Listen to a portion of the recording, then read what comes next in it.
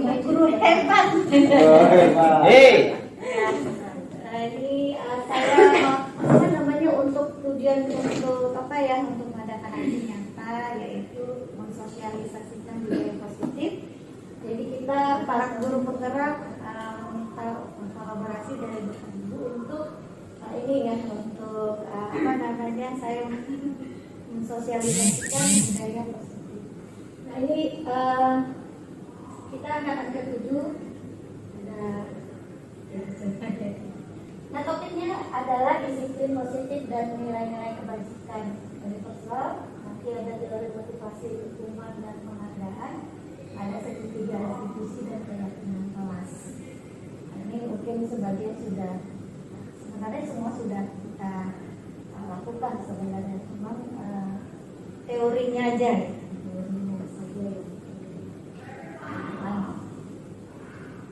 Tujuan diadakannya diseminasi ini adalah untuk kita dulu dapat mengerti apa itu budaya positif dan bisa mengerti apa mengapa budaya positif perlu direalisasikan di sekolah. Dan kita bisa berkolaborasi untuk mewujudkan budaya positif di sekolah. Pertama nanti ada namanya segitiga restitusi.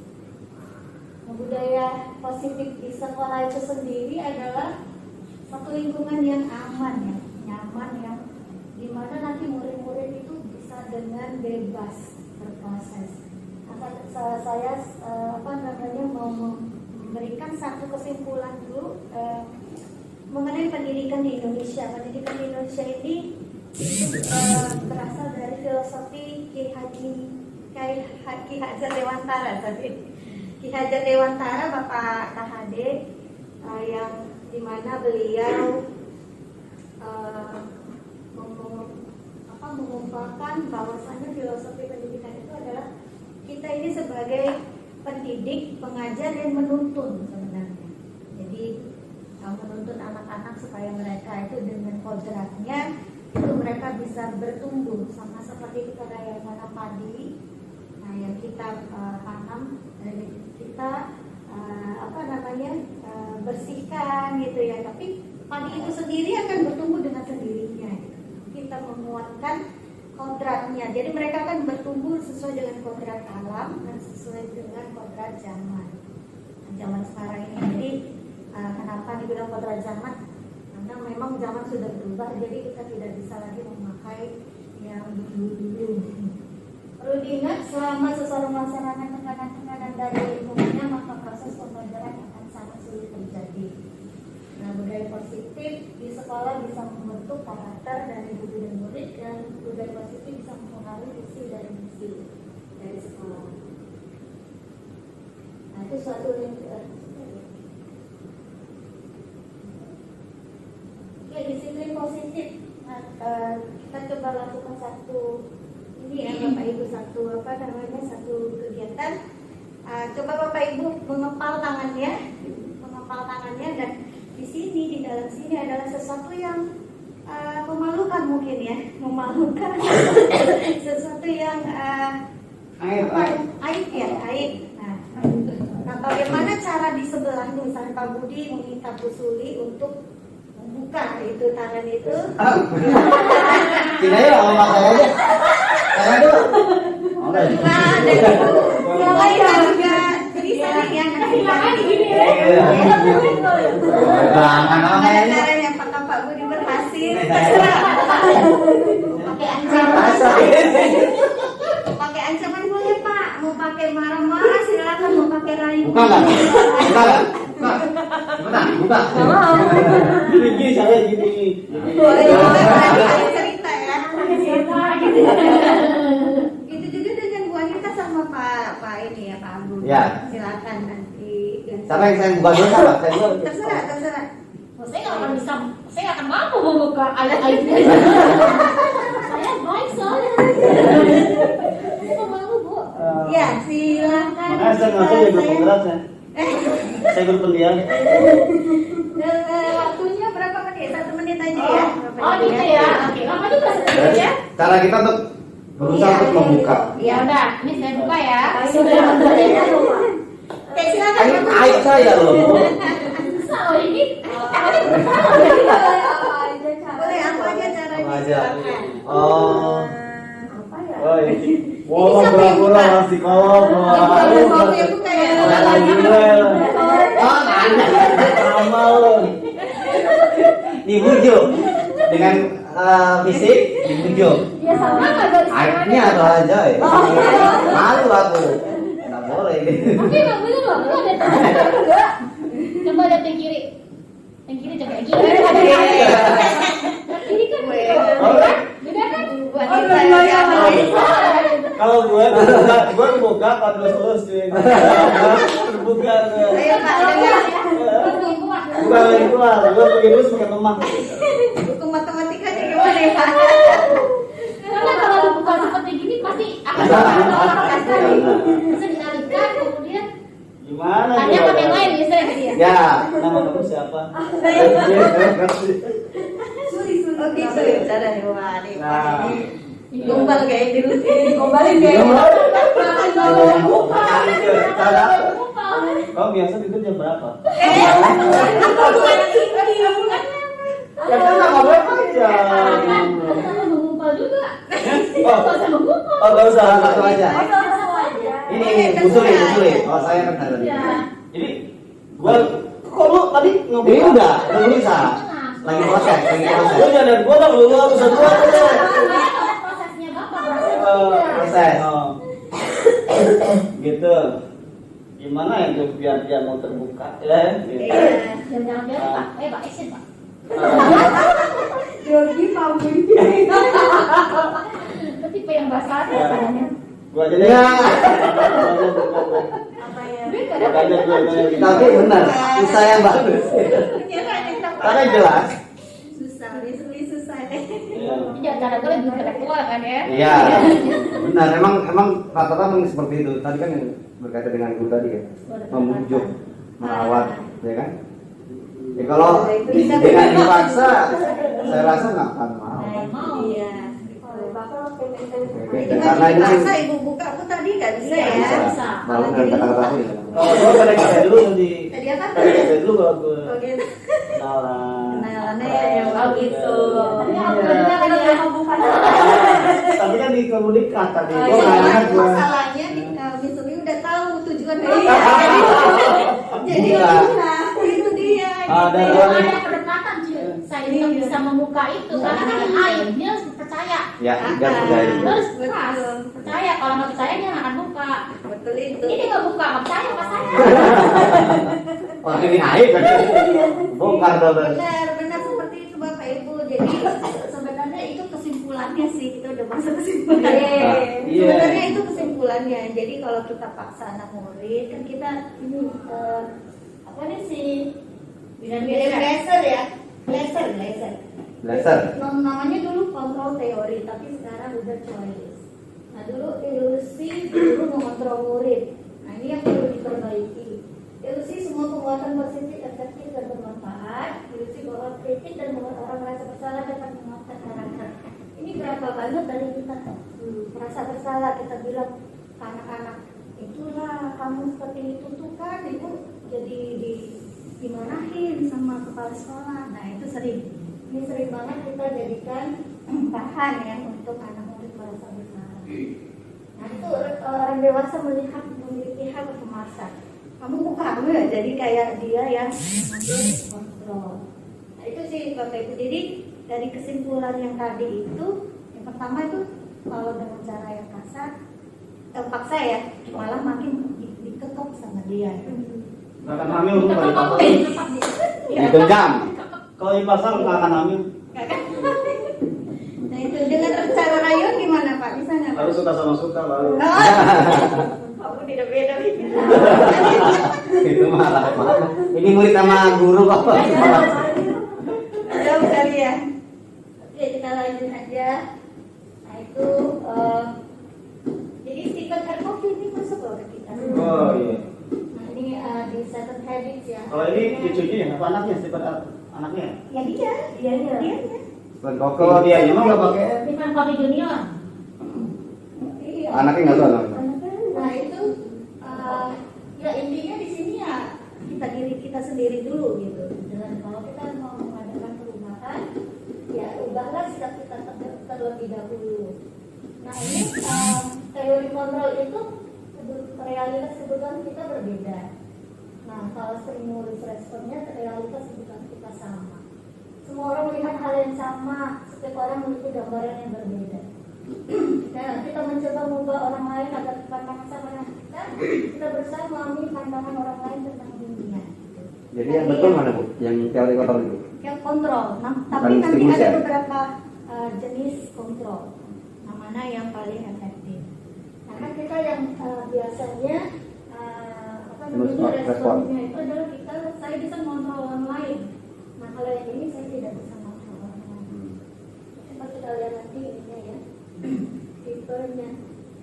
Nah, ini ya misuli tentang aku, saya kaget gitu ya. Hukuman dan penghargaan punishment and reward kan.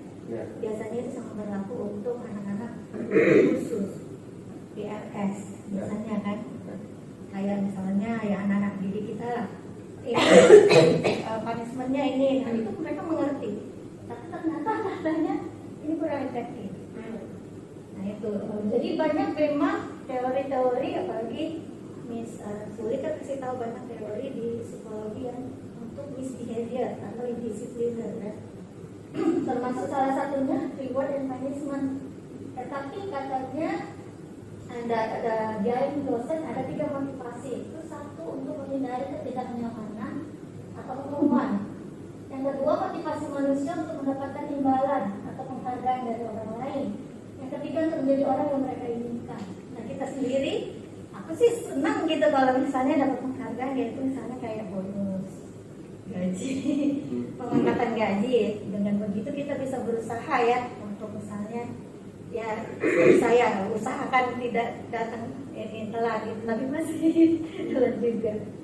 Nah itu tetapi itu dari luar teman-teman, jadi itu motivasi ekstrinsik.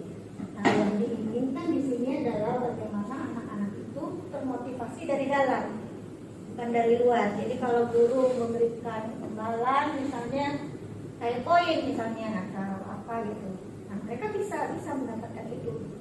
Tetapi yang terjadi adalah ketika online, nah itu tidak terjadi semuanya. Itu yang masalahnya. Jadi motivasi anak itu masih memang tergantung dari gurunya, dari lingkungan mungkin, dari teman-teman.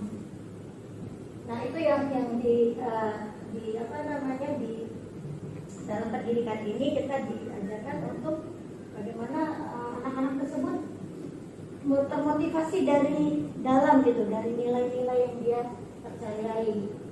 Nah ini ada satu namanya restitusi. Restitusi ini adalah proses menciptakan kondisi bagi murid untuk memperbaiki kesalahan mereka sehingga mereka bisa kembali pada kelompok mereka dengan karakter yang lebih kuat. Dan ini juga merupakan proses kolaboratif. Nanti ada kolaboratif antara guru dan murid yang mengajarkan murid untuk mencari solusi untuk masalah mereka dan membantu mereka berpikir tentang orang seperti apa yang mereka inginkan dan bagaimana mereka harus memperlakukan orang lain.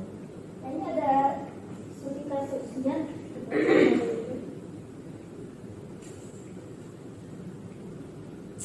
Ini saya lupa ya. Oke, ini keyakinan kasus udah tahu lah kalau homeroom. Bu Ani itu pernah homeroom ya? Pernah dulu ya. Ini pasti sebelum masuk. Ini pasti udah ada ya sebelum masuk pengajaran.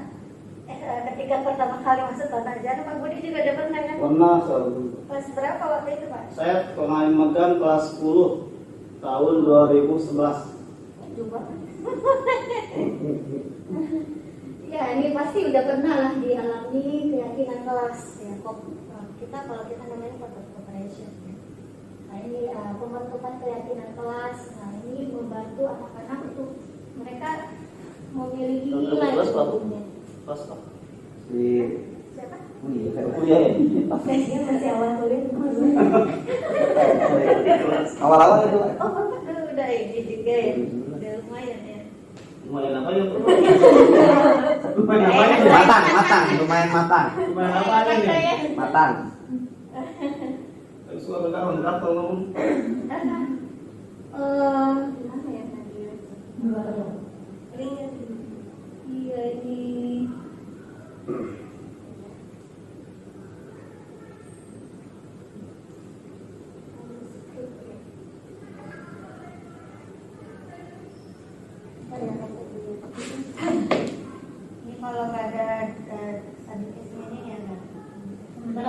masih pakai kuih kasih Pak. Ya, estek. Coba dulu, Pak. Coba dulu, estek.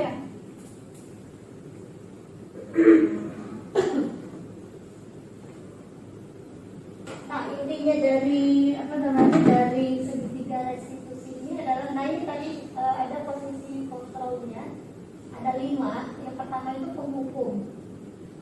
Nah, kalau penghukum ini biasanya orang menjalankan ini senantiasa mengatakan bahwa sekolah itu memerlukan sistem atau alat yang dapat menekan murid-murid lebih dalam. Nah, kata-katanya biasanya ini, patuhi aturan saya atau awas. Kamu selalu saja salah, pasti selalu yang terakhir selesai.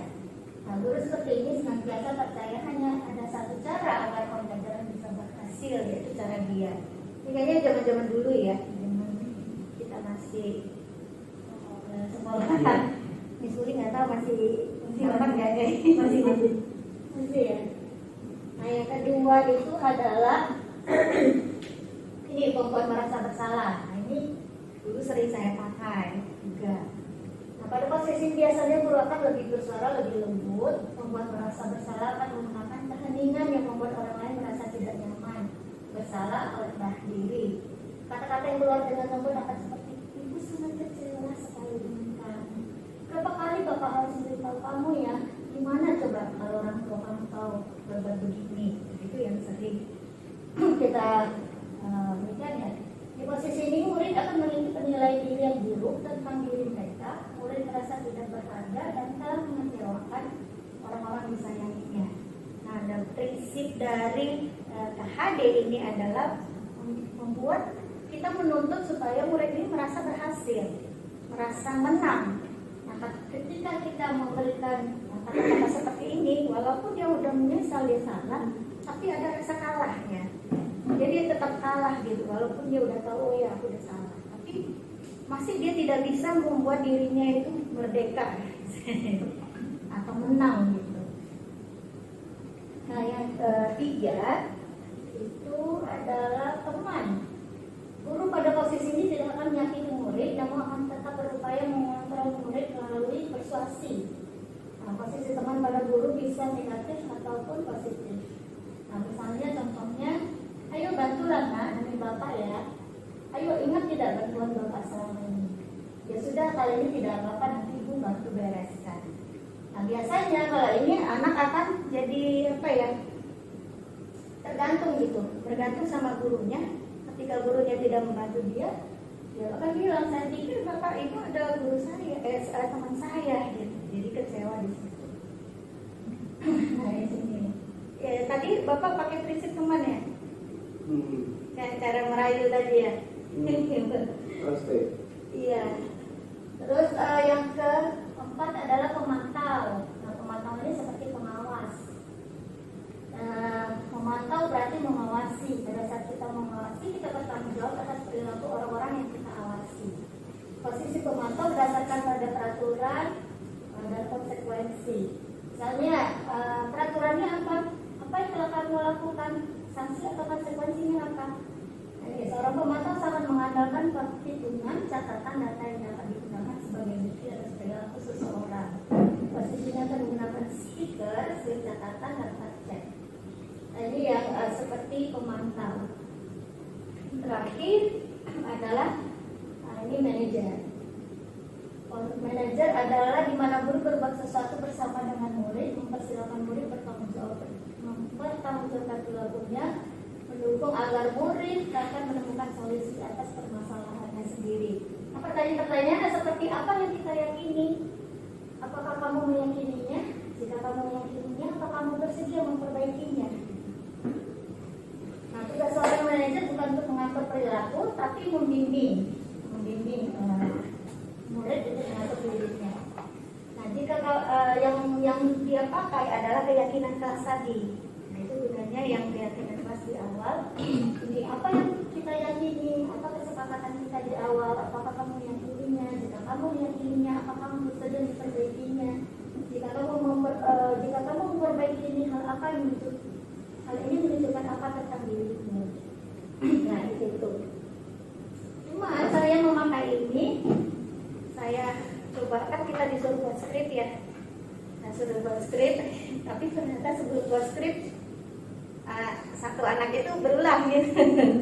Akhirnya saya cepat-cepat memakai segitiga restitusi dan divideokan. Ternyata untuk anak yang LS agak kurang berhasil memang, tapi yang kurang berhasilnya di nanti ada namanya di keyakinan kelas, karena dia harus berpikir ini salahku yang gimana gitu. Nah di situ yang agak kurang bisa. Gitu. Tapi menurut saya kalau dia dilatih mungkin bisa nanti. Oh dia masukin peranan mana yang dia harus perbaiki. Bisa sih sebenarnya. Nah ini motivasi eksternal dan motivasi prinsip. Nah ini ada penghukum, pembuat merasa bersalah, teman, pemantau, dan manajer. Nah sebenarnya yang identitas yang berhasil sukses itu yang ini sebenarnya teman, pemantau, dan manajer. Tetapi yang untuk pembuat merasa bersalah agak kurang berhasil atau perilaku kontrol negatif. Jadi yang bisa ini, yang tiga ini, nah membuat alasan-alasan. Iya, guru berbuat, guru berkata, dan hasilnya apa. Nah ini yang manajer ini yang menguatkan watak atau karakter. Kalau yang pemantau hasilnya menyesuaikan bila diawasi. Jadi kalau nggak diawasi dia akan berbuat lagi. Nah kalau yang teman dia akan ketergantungan. Nah kalau yang negatif itu menyembunyikan atau menyangkal, berbohong. Yang terakhir itu memberontak, pendendam, menyalahkan orang lain, itu penghukum, dia takut. Seperti yang tadi mau dibuka dia malah nggak mau gitu, dia akan memberontak, mendendam. Ini yang kenapa dia bisa gagal, karena itu hasilnya yang dua ini adalah kurang baik atau negatif, sedangkan yang ini yang positif. Tapi yang bisa menguatkan karakter adalah yang manajer. Nah ini yang segitiga restitusi. Ini instrukturnya Ibu Gita. Nah ini segitiga restitusi itu, nah seperti ini Bapak Itu nasional. Iya, struktur dari guru penggerak untuk yang ini ya, segitiga restitusi. Nah ini ada validasi tindakan yang salah, menanyakan keyakinan, dan menstabilkan identitas. Kita coba lihat apa itu contoh-contohnya. Ini sisi pertama yaitu menstabilkan identitas. Menstabilkan identitas ini membuat dia mengubah dari orang yang gagal karena melakukan kesalahan menjadi orang yang sukses. Sukses dalam artian nanti dia sukses memenangkan perkaranya sendiri. Nah ini stabilnya ini kata-katanya itu adalah berbuat salah tidak apa-apa, tidak ada manusia yang sempurna. Saya juga pernah melakukan kesalahan seperti itu. Yuk kita bisa yuk gitu. Bisa yuk gitu ya. Kita bisa menyelesaikan ini. Bapak Ibu tidak tertarik mencari siapa yang salah, tapi Bapak Ibu ingin mencari solusi dari permasalahan ini. Kamu berhak merasa begitu. Apakah kamu sedang menjadi teman yang baik bagi dirimu sendiri? Nah ini kata-katanya bisa dipakai untuk dia stabilkan identitasnya. Karena kalau dia misalnya merasa dia terancam, merasa dia sedang diinterogasi, seperti itu dia akan terbuka. Nah mungkin Bapak tadi bisa, Pak Budi bisa membuka tangan Bu Suri dengan cara, yuk sama yuk kesepakatan kita ya, kamu buka saya buka gitu. Nah itu mungkin begitu bisa jadi. Buka-bukaan nih. Buka-bukaan. Ya bisa jadi supaya Bu Suri merasa aman dulu gitu, aman dulu. Gue akan malu karena gue pegang kartu lo juga. Gitu. Itu sih ininya sih pemikirannya. Nah validasi tindakan yang salah. Nah ini agak sesuatu yang agak berbeda ya kita ini. Nah ini ketika anak itu melakukan kesalahan, nah guru bisa mengatakan seperti ini. Padahal kamu bisa ya melakukan yang lebih buruk dari sini. Ya bingung ya kita ya. Kamu pasti punya alasan mengapa melakukan hal itu. Kamu patut bangga pada dirimu sendiri karena kamu telah melindungi sesuatu yang penting buat kamu. Kamu boleh mempertahankan sikap itu, tapi kamu harus menambahkan sikap yang baru. Nah ini di sini yang saya tangkap ya, yang saya pahami adalah di sini penguatan kita memahami maksudnya dia melakukan itu. Jadi di sini adalah misalnya dia melempar bola atau main bola di kelas. Nah, dia pasti punya kebutuhan, mungkin dia dengan bebas, dengan senang. Nah ini kita mengerti, kamu pasti punya alasan mengapa melakukan hal itu. Di sini adalah validasi atau tindakan yang salah. Tuh. Nah yang ketiga terakhir itu adalah menanyakan keyakinan. Nah ini tadi yang berhubungan dengan ini tadi ya, berhubungan dengan keyakinan kelak. Nah, apakah kamu ingin jadi orang yang sukses, tanggung jawab atau bisa dipercaya? Pasti kebanyakan iya, tapi mereka nggak tahu itu bagaimana harus jadi orang seperti itu. Nah, guru membimbing, membantu mereka dengan menjadi orang yang seperti itu. Nah, dari di sini, di terakhir ini, di guru yang menuntut, apa yang kita percaya sebagai kelas atau keluarga? Apa nilai-nilai umum yang telah kita sepakati? Apa bayangan kita tentang kelas yang ideal? Lalu jadi orang seperti apa? Nah, di terakhir ini adalah inginnya si anak itu yang punya motivasi untuk memperbaiki kelakuan dia. Gitu.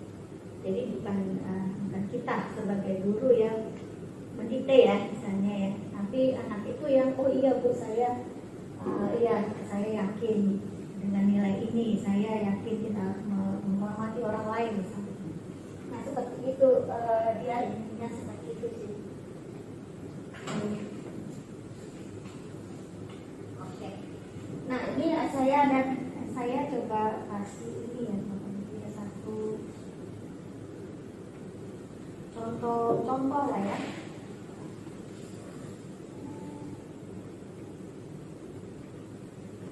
Contoh dari segitiga restitusi.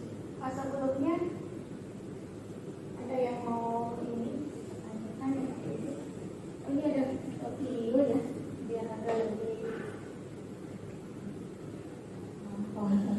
nah ini dia ini contohnya ya teman-teman ya. Segitiga restitusi itu apa sih? Nah, nah, segitiga restitusi itu adalah teknik untuk mengubah perilaku misbehavior. Teknik siswanya ya, kepada siswanya. Jadi teknik untuk mengubah perilaku yang negatif, yang dia merasa gagal ke perilaku yang dia positif dan dia merasa berhasil. Walaupun dia melakukan sesuatu yang salah, tapi dia berhasil untuk memperbaiki. Jadi kemudian muncul motivasi dari dirinya, bukan dari kita sendiri. Kalau di fisika itu ada koefisien restitusi. Itu kontingen sebuah bahan. Oh, ada restitusi namanya. Koefisien restitusi. Ya, jadi lentingnya kan derajat kelenturan, derajat kelentingan sebuah bahan. Itu nggak koefisien restitusi. Jadi ini lagi balik lagi gitu. Ya, derajat kelenturannya nilai sebenarnya aja skala number. Jadi ngerti lah ya Pak. Diadopsi mungkin oleh manusia ya. Iya. Dari barat di manusia. Iya Pak. Sederhana nggak misalnya? Kenapa hari ini ada dikit? Kesel Pak, kesel banget ini. Masa aku dikatain suami fitnah Pak? Ya aku marah lah. Aku udah dikatain Eka di depan kelas. Kesel banget.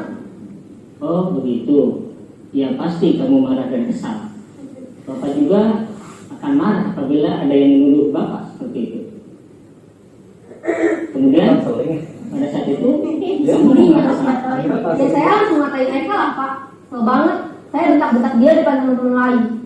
oh begitu. Pasti kamu melakukan seperti itu karena suatu alasan tertentu kan? Iyalah, masa saya diam saja Pak? Ya saya bela diri lah. Masa saya dituduh tukang fitnah? Ya wajar lah. Mempertahankan harga diri itu sesuatu yang penting buat kamu. Jadi anak ini Untung kamu tidak lebih gegabah lagi. Pokoknya kali Hanya yang tidak ya. Iya Pak. sombong banget. Untung saya masih Kayak bela kamu. udah gemes padahal. Iya, Pak. Saya pasti bela diri lah. Ya pasti ya. Tapi kamu mau memilih untuk bertahan dan bersabar. Kamu memilih untuk tidak berbuat lebih parah lagi bukan? Iya. Nah, sekarang coba kita lihat lagi tindakan kamu yang bentak-bentak Eka di kelas. Tindakan kamu itu kira-kira sesuai dengan keyakinan kelas atau prinsip kamu tidak? Jadi bilang. Sampai Pak jadi marah. Jadi keyakinan atau prinsip mana yang kurang sesuai dengan keinginan kamu? Ya, saya sebenarnya sangat menghargai orang lain. Mungkin saat itu saya menjadi emosi, jadi tidak menunjukkan sikap itu. Kamu meyakini tidak? Menghargai orang lain itu penting buat kamu. Yakinlah Pak. Iya, setuju. Kita harus saling menghargai. Namun ada juga keyakinan Acting, Pak. hati yang parah kita jaga ya. Apabila kita sedang melakukan, Sesuai skrip, Pak. Sesuai skrip. Ya, saya bisa lebih proaktif, mulai dengan diri sendiri. Saya bisa jadi lebih bersabar, mengambil waktu jeda untuk berpikir mau apa selanjutnya. kira-kira kamu bersedia memperbaiki masalah ini tidak? Bersedia Pak. Kalau kamu memperbaiki masalah ini, kamu akan menjadi orang seperti apa? Saya akan menjadi orang yang bertanggung jawab kali ya Pak. Dan senantiasa proaktif. Iya. Menurut kamu, bagaimana rasanya menjadi orang seperti itu? Ya nyaman lah, bangga bisa bersabar dan nahan diri. Baiklah kalau begitu. Yuk kita pikirkan bagaimana memperbaiki masalah ini. Cuma kalau sama konsumen segampang ini gitu Ya. ya. Bapak ini cocok di iklan dalam masyarakat. PKKBE.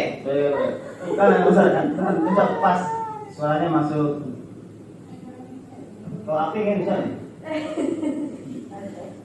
Nah itu dia seperti itu, memang sih konseling banget ya. Cuma kan bukan hanya disuri, pasti bapak ibu juga pernah menghadapi on the spot mungkin ya.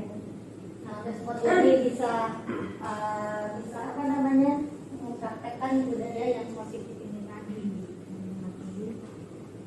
Kita ingat aja sih satu, kalau kita makin menyalahkan dia pasti nggak akan mau jujur, pasti akan bohong. Nah itu tadi si bapak tadi berusaha untuk dia kan ya cuma pertanyaan-pertanyaan aja tapi jawabannya semua dari si anak itu gitu.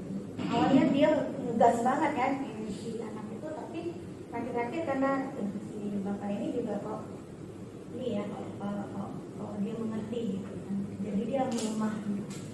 Oke ya mungkin Bu Suli ada mau ngasih sesuatu tentang konser supaya kita bisa. Padahal aku butuh konseling loh Bu. Oh, wah. Iya. Ini masalah sekarang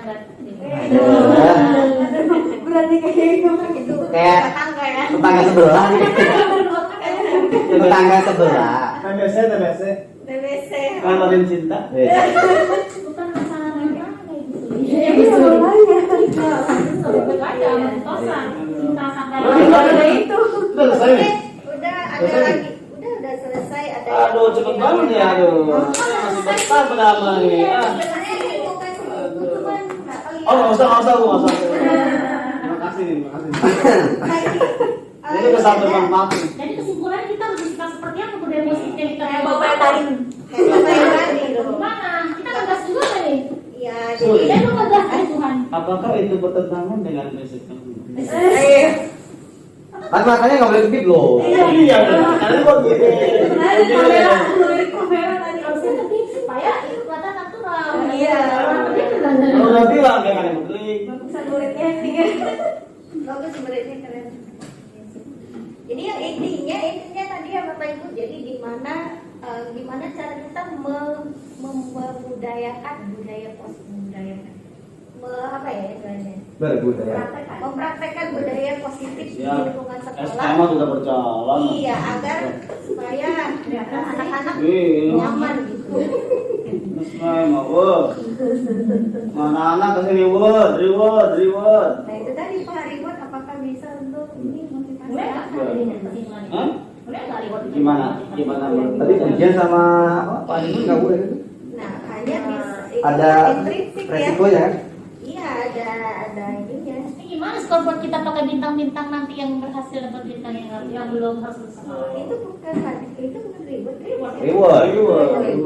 Tapi bukannya ini melihat progres. Iya reward. Iya. Tapi itu reward kalau dia nggak. Iya, school board dapat reward juga. Kan kita setiap akhir tahun juga dapat apa? Announcement. Iya. Ini. Ya jadi memang saya bilang sih reward itu nggak selamanya itu ini ya, nggak selamanya salah, nggak selamanya benar, nggak selamanya Iya. juga. Kalau saya mau satu gimana? Oke, apa Tanya salah. terima kasih ya Apa? Bapak Ibu Ya, Sama-sama, Bu Lisa. Bu Lisa. Hai, nama saya Budi. Ya,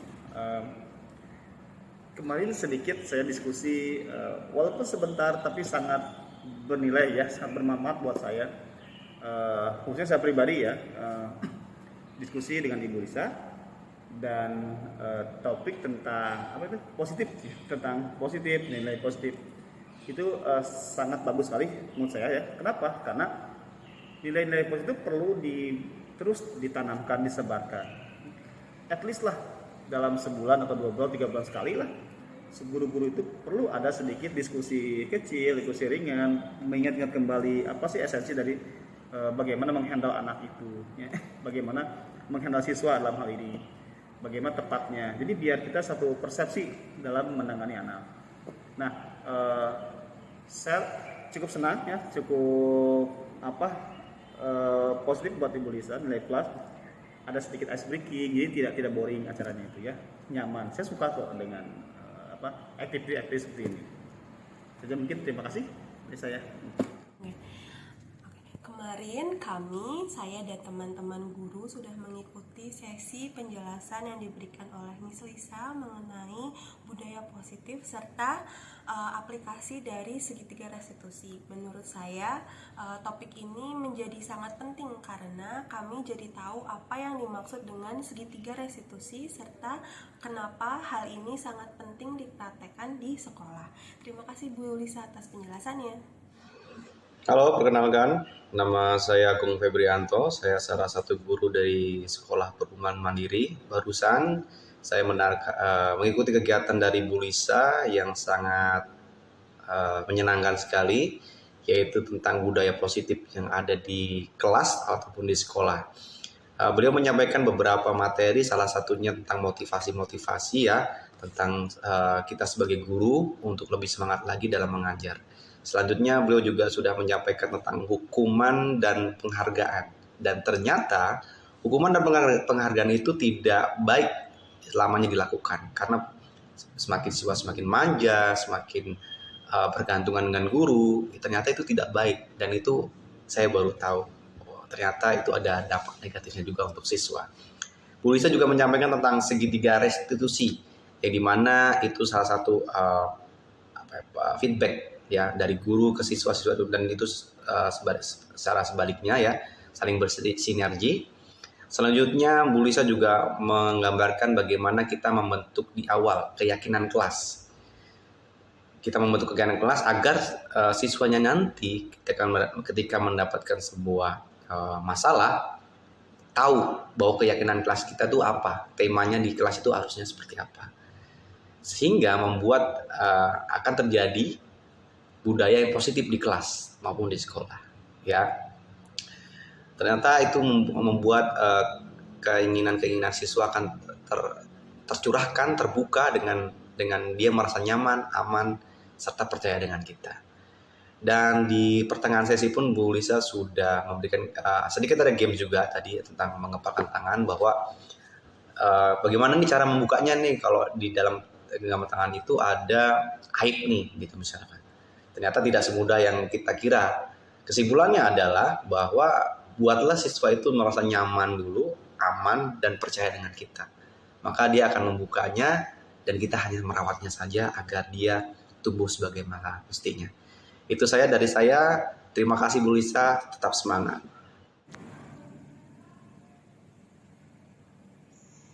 Halo, nama saya Anita. Saya mengajar Bahasa Indonesia di Sekolah Perkumpulan Mandiri di Menteng, Jakarta Pusat. Setelah mendengarkan dan belajar mengenai yang di-share oleh teman saya tentang budaya positif di sekolah, saya rasakan itu adalah suatu materi yang sangat bagus, di mana menjadi refleksi juga buat saya gitu, bahwa selama ini apakah budaya positif itu sudah bisa saya terapkan secara konsisten di sekolah gitu.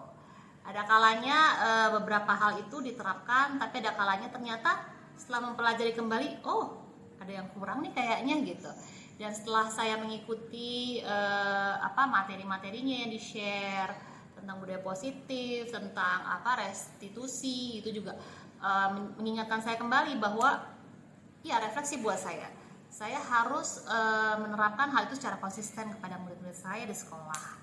Karena dengan menerapkan budaya positif seperti itu, maka kemungkinan besar secara presentasi itu juga akan mendapatkan hasil yang juga akan lebih besar gitu, positifnya kepada para siswa. Sehingga diharapkan dengan kita berbudaya positif di sekolah, maka bukan hanya guru yang senang mengajar, tapi murid juga ikut senang dan lebih engage gitu dalam belajar. Jadi menurut saya supaya dapat apa yang dituju oleh guru itu bisa didapatkan oleh siswa secara maksimal. Jadi belajarnya happy, gurunya happy, siswanya happy, semuanya happy. Seperti itu. Teruskan, kita budayakan budaya positif di sekolah. Terima kasih.